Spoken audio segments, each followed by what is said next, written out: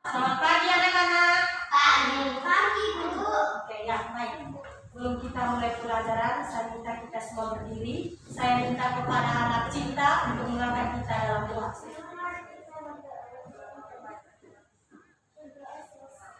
Ya, baik, terima kasih. Sekarang kita sama-sama lakukan tepung PPK.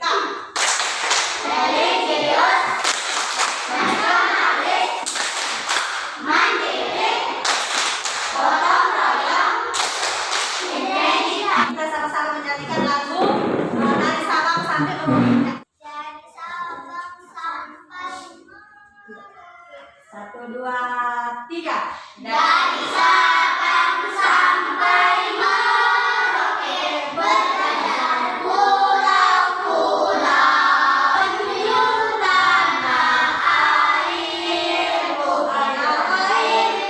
Indonesia. Ibu perlu ingatkan bahwa selama kegiatan pembelajaran, anak-anak harus selalu bersikap disiplin. Karena disiplin adalah kunci utama mencapai kesuksesan. Jika kita tidak disiplin, belum tentu cita-cita kita akan tercapai. Oleh karena itu, dalam kegiatan pembelajaran, kita harus selalu bersikap disiplin, duduk baik-baik, dengar pelajaran baik-baik, supaya apa yang ibu ajarkan dapat dipahami, dan saat nanti ibu berikan evaluasi akhir, anak-anak bisa selesaikan soalnya dengan baik. Bisa paham? Bisa. Ya, baik. Materi kita hari ini adalah tema 3, peduli terhadap makhluk hidup. Subtema 1, hewan dan tumbuhan di lingkungan rumahmu.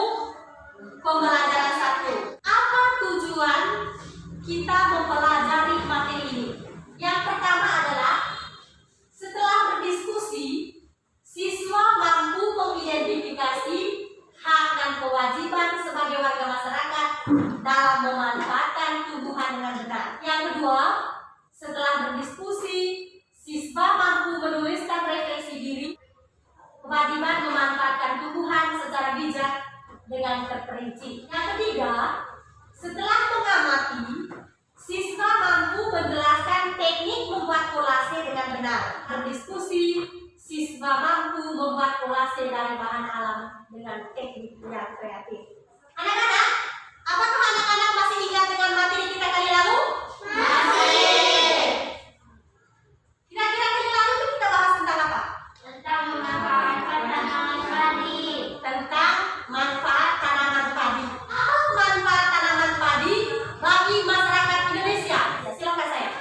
Karena padi menghasilkan beras yang merupakan bahan dasar dari makanan pokok masyarakat Indonesia. Bagus sekali. Silakan amati gambarnya. Apa yang di dalam? Orang yang sedang makanan. Kira-kira kalau setiap orang atau banyak orang melakukan hal yang sama seperti gambar di dalam, kira-kira apa yang akan terjadi? Silakan saya. Akan cepat habis.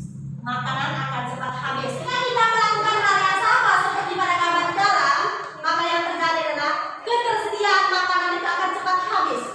Sekarang ibu minta, silakan kalian baca di dalam tentang keluarga Beni dengan adiknya itu. Silakan baca selama 2 menit di dalam hati. Sudah? Sudah. Oke, bagus.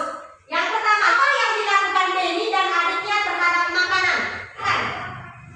Ini menghabiskan makanannya sementara adiknya tidak menghabiskan makanannya. Oke, Beni menghabiskan makanannya, sementara adik Beni tidak menghabiskan makanannya. Manakah yang menurutmu telah bersikap bijak terhadap makanan? Beni atau adiknya? Beni. Kenapa Beni? Karena dia menghabiskan makanannya. Karena Beni telah menghabiskan makanannya. Ketika adik Beni membuang makanannya, apakah dia sudah melaksanakan kewajibannya? Jelaskan, silakan. Belum. Oke. Kira-kira kenapa belum? Silakan. Karena adik Beni tidak menghabiskan makanannya. Oke. Karena dia tidak menghabiskan makanannya. Ketika Beni menghabiskan makanannya, apakah dia sudah melaksanakan kewajibannya? Sudah. Oke. Perhatikan di dalam hak dan kewajiban dalam memanfaatkan tumbuhan. Sebagian besar daratan Indonesia digunakan untuk lahan pertanian.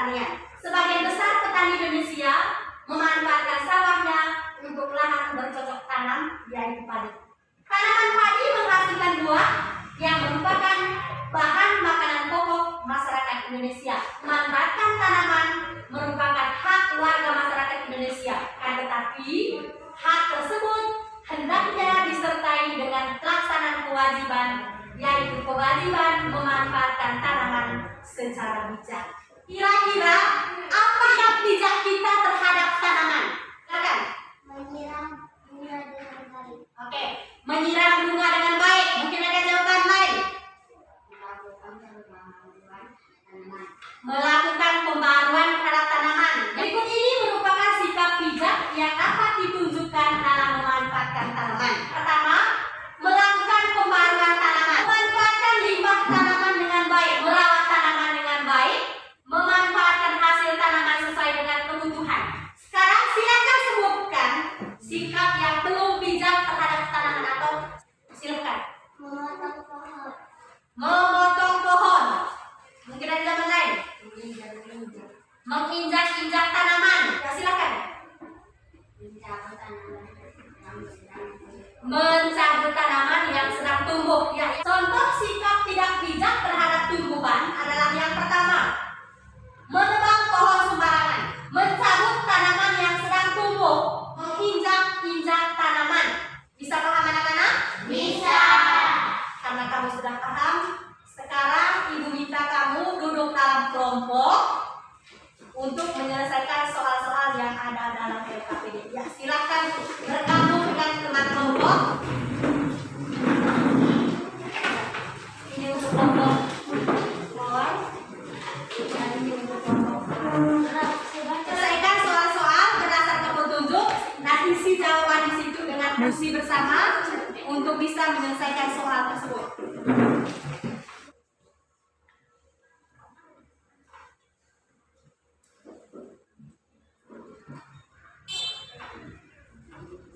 Ya, sudah selesai anak-anak? Sudah. Oke, karena sudah selesai, saya minta kita satu orang mewakili kelompok untuk presentasikan hasilnya di depan kelas. 3 contoh sikap yang belum bijak terhadap tumbuhan. A. Menginjak-injak tanaman di taman. B. Menebang pohon sembarangan. C. Tidak merawat tanaman dengan baik. Nah, bagus, tepuk tangan untuk kelompok. Berarti perhatikan soal di dalam. Yang pertama, 3 contoh sikap yang sudah bijak terhadap tumbuhan, yaitu merawat tanaman dengan baik. Kemudian yang kedua, tidak menebang pohon sembarangan. Dan yang ketiga adalah melakukan pembaharuan terhadap tanaman. Kemudian, 3 dampak dari sikapmu tersebut bagi lingkungan.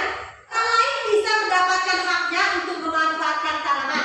Orang lain bisa mendapatkan haknya memanfaatkan oksigen dari tumbuhan. Lingkungan menjadi indah dan bisa dimanfaatkan oleh banyak orang.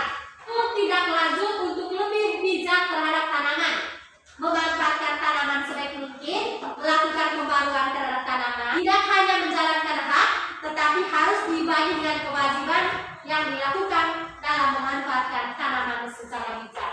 Sampai di sini sudah paham anak-anak?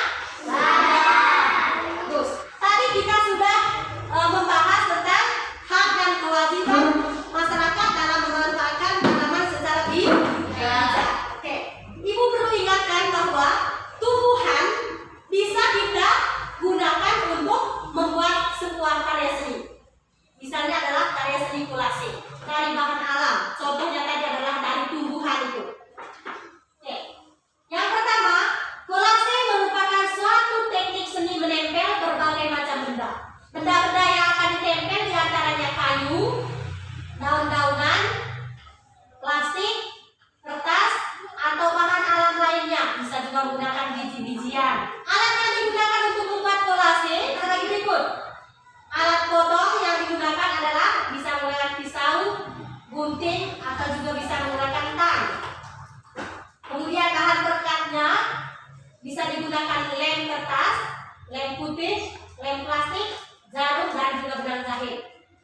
Kemudian sebelum membuat kolase, yang perlu kita buat juga adalah kita perlu membuat rancangan.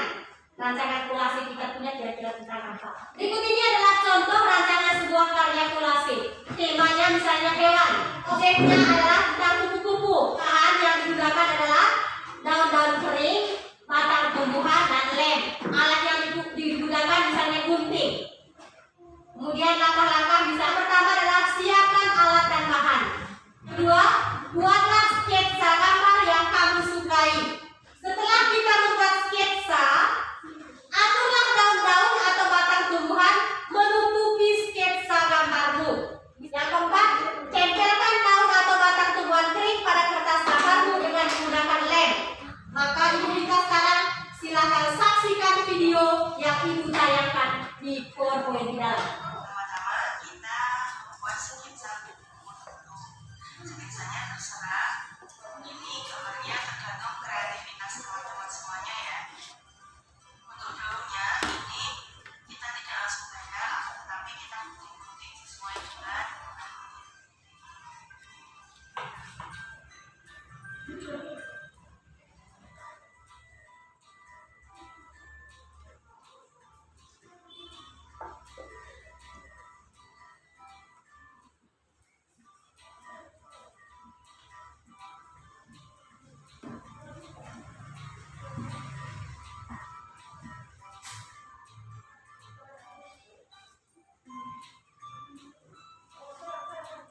Oke, paham dengan videonya? Sudah. Sekarang Ibu bagikan LKPD tentang membuat karya seni kolase.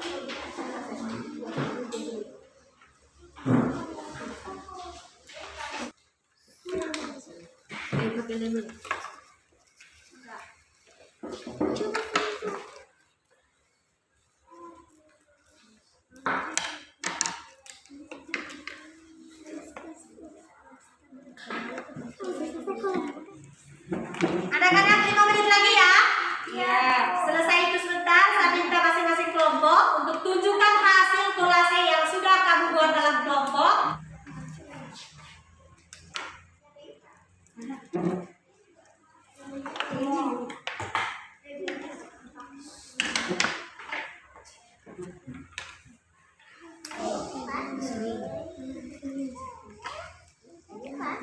Sudah selesai? Sudah selesai